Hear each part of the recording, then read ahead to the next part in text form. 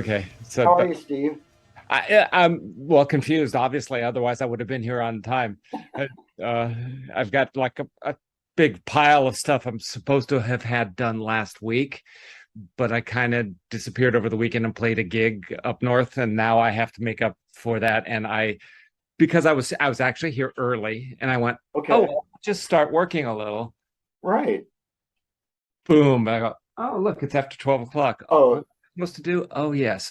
I apologize deeply. hey, I'll tell you, that's totally fine. I told you I would work around your schedule, so I'm just glad that we've got the chance to be able to hang out with you for a while today. Hey there. Hi, nice to meet you. I'm down in I Olympia, like Washington, fun. and this is Steve. I'm down in Olympia, Washington, about an hour south of Seattle, Okay. and he's up in Tacoma, which is just like used to be like what 30 minutes from Seattle. Yeah. Yeah. But it's been moving farther away. Yeah. I think it's that continental drift. I don't know. Maybe I think it's it's just a moving cultural close. drift. It's the traffic. Oh my Ah, gosh. yes. Yeah. I've got my brother lives just outside of Seattle, and so I've been stuck in that traffic before. Okay. Well, when you say that, especially after being down in the Los Angeles area, that says something. Well, like 20 years ago when I was there, I don't remember traffic at all. But the Really? last time Okay. I was there, I do remember. Okay. Yep. Okay. Wow. Of course, we were bussed in and we stayed downtown and didn't have to deal with it really. So I take that back. Never mind. It's a lot different when somebody's driving you, you know? Yeah. Yeah. Oh, yeah. Totally, totally. Thank you, Well, Steve. that's as rock and roll as I can possibly Hey, get. you know what? For what is it? Is it a Monday, I think? Yeah, I'd say you're doing Yeah. pretty all right. Well, thanks. I had an 8.5 hour drive yesterday. Oh So, my God, man, I can't even imagine what your day planner must look like. well, it's only been lately, through the 2 years of pandemic, it was pretty empty. And Okay, okay. over this last year, everything kind of piled on top of each other. Right. And actually, at my age, it feels good to be useful. Oh, well, and you've been more than useful though, because you just got back from a trip to New York, if I remember right, right? Yeah, we actually 2 trips to New York. Okay. Danny's wrote the score to a movie called White Noise, which is based on a Dan DeLeo film. And actually, I just got notice that he and probably I have to put together a little suite of music's premiere in the first week in November. Wow. Or I forget. It's like some presentation of Netflix movies, music of some sort. Okay. But yeah, White Noise. So it's Noah Baumbach, and it looks like a really good film. And Danny did a really good job. It was really fun to work on. Danny does all right in the music department, I think. He's done well for me. No doubt. Well, and what you guys met when you were how old? Not that young. I auditioned for the Mystic Knights of the Oingo Boingo just out of college, about 1975 or six, something like that. Wow. Okay. And Wow. I got the audition because one of my best friends, a sax player in high school, his younger brother had been playing with the Mystic Knights as a street band, and they lost their guitar player, who was who's this wonderful Django Reinhardt guitar player. Okay. And they wanted to audition somebody who could take his place. And luckily I passed them the audition. I could fake my way through a little Django. Wow. And so this was circa like 75, you said? 76, yeah, 75, Okay, okay. 76. I think by 77 I was in 76. 77 we played, no, it had to be 75, you're right, because we played the Tokyo 76 1976 Tokyo Song Festival. Oh, wow. The Mystic Nights of the Oingo Boingo. Wow. And this is a funny trivia fact, but you guys played at least on one episode of the Gong Show. On what we played on one of the first, we were at the first filming session where they filmed lots of episodes. Okay. But we were in that first batch. Yeah, we wow. did. And, okay. We oddly won after what's his name? Not the Gene dancing machine. No, one of the judges made lewd remarks to. We had an accordion player in a bathing suit playing and I played flute when we had funny hats and we were a Gong Show item. Right. And but we were the first band to insist getting union musician pay. Really? So that anybody who went on there got paid for being on the show, whether you won or lost. You got paid something for if you were in the musicians union. Right. Wow. That's I was told this afterwards. I mean, we did get. I mean, we won by a small margin, but our manager, finagled to make sure that we got union pay too. Oh my gosh! Wow, and what a wild show that was. Yeah, I'm sure that really put the binders on Chuck Barris there for a little while. Yeah, I remember him being pretty crazy, pretty like all over the place while we were there. We were only there, one day doing this. Right. Yeah. Hey, Sponge, do you have anything that you'd like to bounce off of Mr. Steve while we're hanging out today? I don't know. I'm just listening because I just love Oingo Boingo. So, Have you ever caught them? What? Have you ever caught them live? No, I missed. I just. You're too young. Well, I'm actually. I'm not that. I'm 57. Not that young. That's too young. I'm 70. I got you all beat. No way. Well, I was the oldest person on stage at Coachella. Danny got it, but he's 2 years younger. I mean, everyone was saying, but I was the oldest person on that stage. It's like, I was pretty bummed. You guys just played down in down at the Bowl, right? Not too long ago. No, actually, Danny's that's the work I'm doing now. Is the idea was to take the Coachella show and do it at the Hollywood Bowl. Mm-hmm. It's going to be. Except for Danny's like reworking it, which is what he always does. He never just like sits with something and lets it go. So he's adding songs and changing longer arrangements, and because for Coachella he had to shorten all kinds of things. Sanity was like half as long as the song really should be to get any kind of point across it, and now he's got it back to a longer length. Things like that. He added more to a button. So.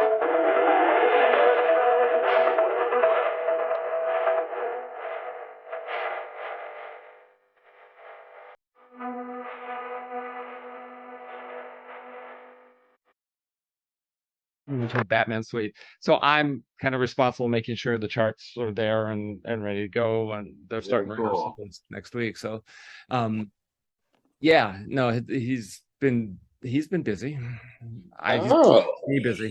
And I was gonna say, and yeah, you have been too. Well, we've been kind of putting around with this idea of getting a chance to talk for a little bit for quite a number of months now. So yeah. Hey, but it was New York. It was a planned family vacation, which I actually snuck in between, and then I play with it's called Oingo Boingo Former Members, which is right. Everybody but Danny, or not everybody, but 5 or 6 of us. So sax player Sam, Carl keyboard player, John Avila bass player, John Hernandez drummer are their original ones. We have John's son Freddie sometimes plays bass, and we got trumpet player Brian Schwartz and a great singer Brendan McCreary, whose brother is Bear McCreary, who does he just did the score to the Lord of the Rings. He did that. I just saw I did just see that name. I was like, why do I know that name? Because I just watched that last night. Which is how we met Brendan, who's he's like a phenomenal singer, through Bear. Bear was a Boingo fan who hired John, me, and Doug Lacey, who was our accordion player, Rhodey, the old Boingo, Okay. for some of his film stuff at USC. And for me, I was at the point where I hadn't really been playing guitar for a while. I had been just Really? for Danny. Okay. So Bear hired me as a guitar player, and that thrilled me. And so I played. He did the the one about the Walking Dead. Walking Dead, is that the right name? The TV show, the series. Yeah. He did that, and the first few seasons I was playing electric guitar, and then electric banjo. He had me doing distorted banjo and stuff. Wow. So he Bear McCreary boosted my confidence as a guitar player and used me as a guitar player, not as an orchestrator, and kind of pulled me out of my shell, and I started playing guitar a whole lot after that. This was well, how long did you put it down for? It had to be about at least 95 to at least 10 years. Really? It wasn't. It wasn't that I didn't play, but nobody was calling me for guitar. The band broke up. I was working for Danny, and Danny, I wasn't playing guitar, so I had no outlet. Actually, my wife's right around the same time. My wife convinced me to have backyard jams, and so I called a bunch of musicians.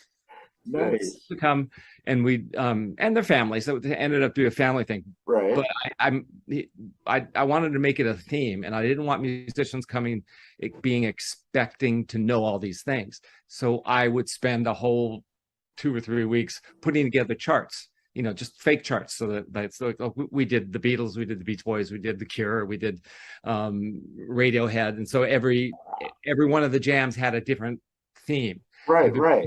Stones and Ike Tina Turner together, and that kind of stuff. It was really fun to try to put it together as a I'll bet. So that got me playing guitar again too, and I've been playing with a band called Jackie O. We play in the Valley playing a few places, but usually about once a month, and it's with a guitar player, Ira Ingber, whose brother was Elliot Ingber in Captain Beefheart. And then John Avila, who was from Boingo, plays with me, and then a drummer named David Raven, who's kind of played with everybody. He's so it's a real kind of musicians band. Right. And we get to tear apart pop songs, and we have a good time. We really have a good time. How cool. And you said you play about once a month then? Yeah, about once a month. We're playing at Ireland's this Friday. Ireland's at 32. Last Monday we played at a place in $7 grand in downtown LA. Wow, how cool. And that, I think that's one of the best parts of all of this, Steve, is the fact that you remain busy this whole time.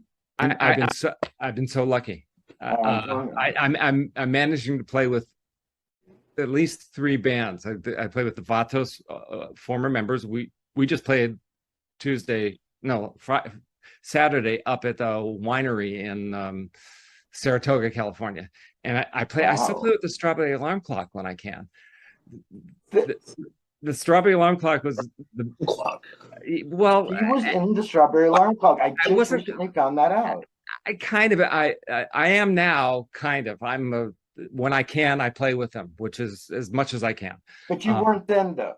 No, my mother wouldn't let me join the band. I was 14 years old. I was going to say, you were really young. Yeah. I wrote songs with my neighbor, and he ended up joining the band as their second bass player until the first bass player got kicked out. No way. So, and they took a bunch of our songs for their first album. Okay. None of the hits. It was like they had Incense and Peppermints on the radio, and it's like, oh boy, but they needed songs to fill it out.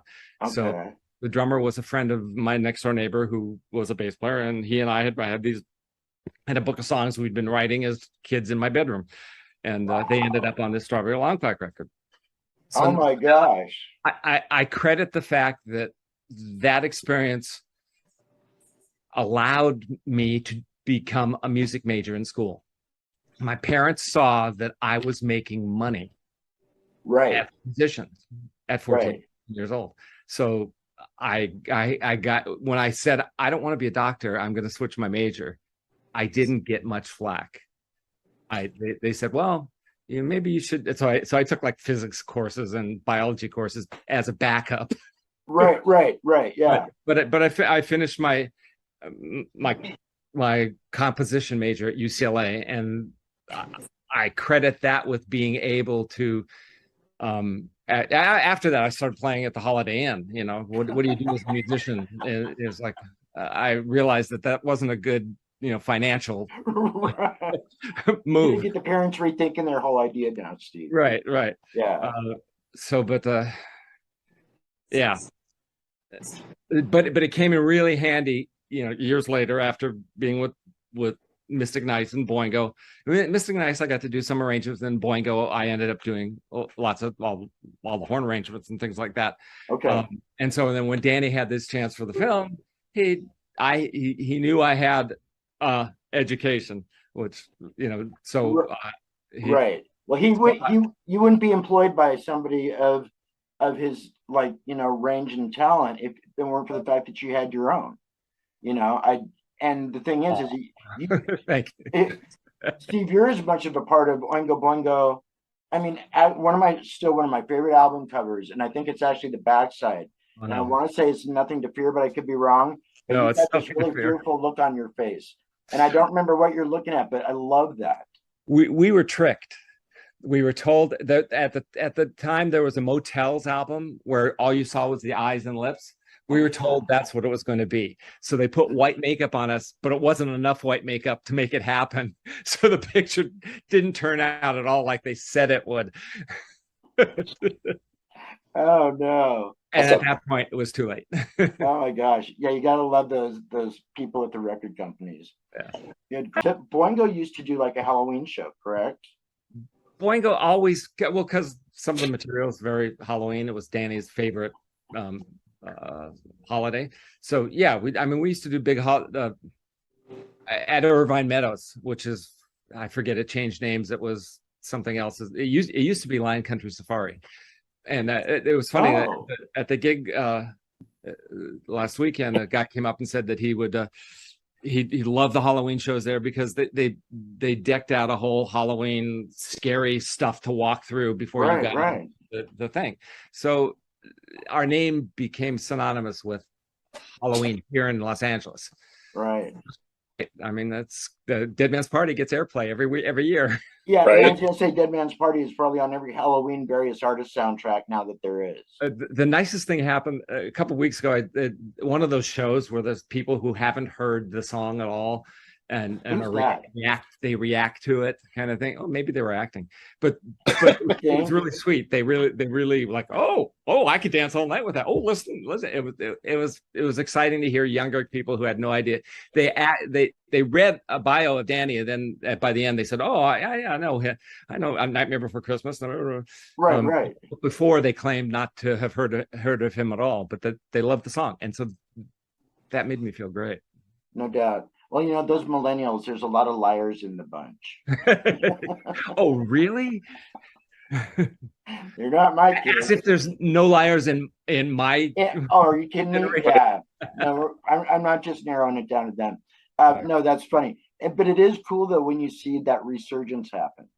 There's like a new interest, or there's somebody's discovering you for the first time. Yeah, one of the nicest things about still playing with the Vatos band is actually interacting with fans that have known us for years. People coming up saying how some of the songs have affected their life. There's one couple came up the other night, and she had made this little needlepoint thing that said "Boingo made me do it," and their relationship started because they both had an interest in Boingo. So that's really kind of cute. Yeah. But then people come up and say how it's changed their life, or say I was at I play guitar on a couple Jerry Casale songs, and so they invited me to a Devo Fest about a month or so ago. That's the other reason I was kind of to a Devo Fest, just to talk. So Jerry got up, showed videos of the songs, and they played the songs, and then I got up with him and we talked about how the recording process happened on the two things. Okay. But as I was signing late, I'm I'm kind of like not getting focused here. But what I meant to go to is, as we were signing things, a woman came up and was whispering in my ear how Out of Control, one of Danny's songs, which is totally about suicide and to talk people out of suicide. And she said it saved her life, and it was just like, wow. So to feel like I was involved in something Danny wrote that did something for someone's life, specifically positive, it's kind of great. To hear that from somebody, out of the mouth of somebody that you really did touch. That's, I can't even imagine. And the guy who put on the Devo Fest, it was all Devo people, so I didn't expect anybody to really care about me much. Okay, I play guitar on the song, right. but the guy who put it on asked me a question about, well, how did I do this guitar solo on No Spill Blood?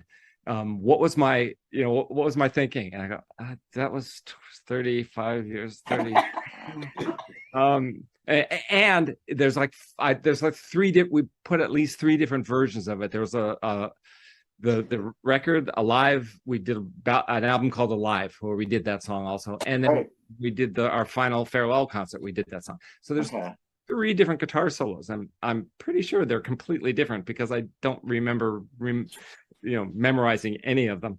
And you don't remember where you were at that moment, or exactly. But it was so nice to be asked. Yeah. Oh, someone cared enough to listen to that and to ask me that question. I was touched. Just out of curiosity, are you inundated with a lot of requests for interviews?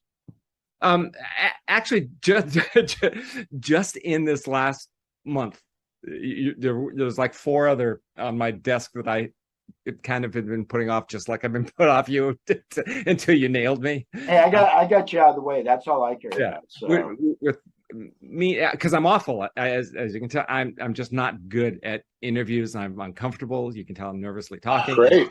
Moving my hands, which is one of the comments from the Devo Fest, that someone took pictures of me and I would talk with my hands. It's like, really? Well, you said you're an orchestrator, so. There I go. Yeah. Actually, and with Danny, with Coachella, I got to conduct. I got to be a conductor. Really? That's cool. And so in 2 weeks, I get to conduct a small orchestra at the Hollywood Bowl.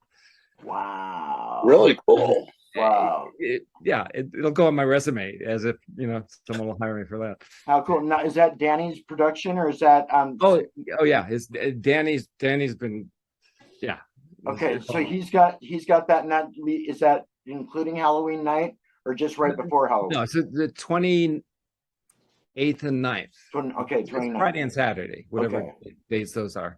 How cool! Yeah. Yeah, and I've be excited. like next, not this week, but the week after next, I'm playing with the Vatos. I call it Vatos because that's the drummer's nickname. Right. Former members at the Coach House, which for 2 nights we're doing down in San Juan Capistrano. So I've got like a month of actually playing guitar. Then it ends with me conducting. I get to play 1 song with Danny. So it's been a really nice it's been about 6 months. I've been working and playing and feeling like I'm a musician again. That is totally awesome. Because I mean, like even this morning, I'm sitting listening to some of my favorite Oingo stuff. And I'm just like totally taken back to like 1981, 82, 83. You guys played something called the Wave Spectacular up in Seattle, probably at the Seattle Center. Okay. Back in like 1982. Okay. This is like when Ray Charles was played. I remember we played where there's a bunch of acts. Bumper Shoot? No, it wasn't Bumper Shoot. It was the Wave Spectacular. That's the one we played at. This Spectacular. Okay. KYYX put it on. And you were along the on the same days as like a Wall of Voodoo, Josie Cotton. God, who else was down there? I think X might have been there. Last weekend, Josie Cotton opened. She was one of the opening acts. Really? She's still around. She's really sweet. She is, I know. And her latest stuff is awesome. Yeah, good. Wow. Yeah, I've been trying to get her on the program with us, but she's not easy to want to get a hold of either. So I'm trying. Okay.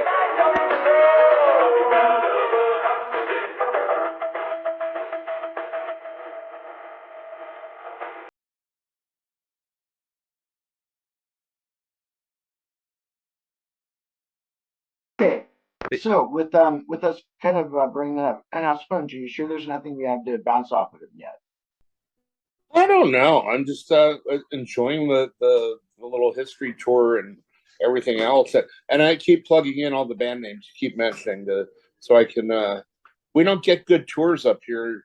Seattle is like the smaller bands, the offshoot bands as much. So yeah, the trouble with all the local bands all the bands I play with, Strawberry Lime Clock and the Boingo, is that we're not a band that can. None of them travel further than we can drive. Right. Driving up to Seattle means paying for a hotel room. So we overnights are rare. Yeah. Well, next time I go, I'll be. My sister lives in LA, so she lives in Sherman Oaks. Oh. So I grew up in Woodland Hills. Yeah. Okay. And so I will. It's one of those things lately is gonna travel or book. A lot of people are traveling to see music now because it's the only way you get to see some of the bands you want to see. And the smaller venues are best, and we just miss out on a lot of that. Yeah, you have to kind of be a big act to afford to do a real tour. Yeah. Seems to me. I am securely not in touch with the way any of the business works. But the business is so different in a post-COVID world, though, too. That even makes me further away. Yeah. So I go with the flow. I'm not on top of any of that. So right. How did you do through all that? You managed it okay? The pandemic? Yeah. Yeah. I mean, work-wise, we started doing, which I'm still bad at. We did some recording Zoom-wise, and it's kind of just an awful experience. We did Doctor Strange that way. We were Danny had COVID, and he was in Santa Barbara on his Zoom, and I was at Disney with Zoom, and we were with this other process from Abbey Road to Disney, and just communications impossible. We had to have two Zooms so that Danny and I could talk while the recording was going on, so he could say, "Oh, bar 58," or the strings need to do that, and I can make notes and change it, rather than to have to play it over again and then talk about it. And then we had to talk to the engineer on a separate Zoom so that we wouldn't be talking and everybody in the recording studio would be hearing us. Because that's how it started. The first day it was like, and I'm talking to Danny, and they're hearing every little conversation. It's just awful. I don't know how I got there. What was the question? Was there a question during the function during pandemic? The pandemic. The best thing about pandemic is it forced me to walk. I couldn't get to the gym. I usually had gone, and I found that if I was walking. I walked about 2 hours a day and started walking fast. I lost 20 pounds and felt great. Nice. Yeah. As soon as the pandemic ended, I gained it all back and stopped walking. It felt really good for a moment. So the pandemic was good to me then. Good. It was interesting, especially early on, getting a chance to talk to different artists from around the world and to hear like what was going on in their areas. And how people were dealing with it. Interesting stuff, especially now looking back on it. But I do need to let you know, when you ever slow down enough again in the future and want to come back and come in for another visit, Steve, I'd love to have you in anytime. Okay. Thank you. Yeah, definitely keep that in mind. So in all your travels, has there ever been a time, have you ever looked up in the sky and seen anything of like an aerial phenomenon kind of theme in all of your days? Honestly, no. But the most surprising thing was my mom lived in Las Vegas when they retired, and my dad had died, and we were visiting, and my dad had just died, and up in the sky was this really bright object just hovering over Las Vegas, and I was thinking, oh, Area 51. And it turned out to be Jupiter, and Jupiter was just blazing. And actually, a couple weeks ago, last week before I left, it was really bright in the sky here in LA. Right. So it's a regular thing.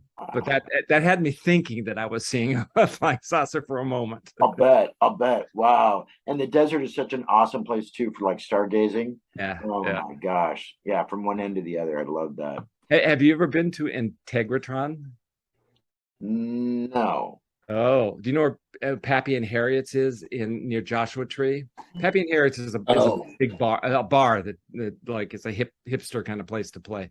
Well, just beyond it is this place called Integratron that was built by some guy, I think in the 20s, based on something he got from aliens and from Tesla and from the Bible. There's no metal in it, and it's a huge dome that's a parabolic reflector. So you go inside and talk on one side, you can whisper on one side, you can hear people, that kind of thing. You hear it. Yes. But now they have it's called music bath is what they've been calling it. Okay. And I see, yeah, I know what you're talking all these bowls, and everybody lays down on the floor, and the sound, because it's doing this parabolic thing, shoots through your brain, and it's really it's cool. It's worth going for. The guy who built it was apparently a big UFO one who like instigated a whole little cult subculture of UFO sightings. Right. I think I've seen a documentary about him before. Yeah, it's interesting. Yeah, and it's like the building is kind of shaped like that, isn't it? Well, no, this might be so. It kind of looks like an observatory because it has a crystal. All wood. Okay. It's no longer there, but it was focusing energy into the room. Okay. It's actually been in a lot of. It's been in a few movies. It's a pretty cool, awesome space. There's a guy interviewed him on a travel log, and they interviewed him at that place at the Integratron. Okay. Wow. Interesting.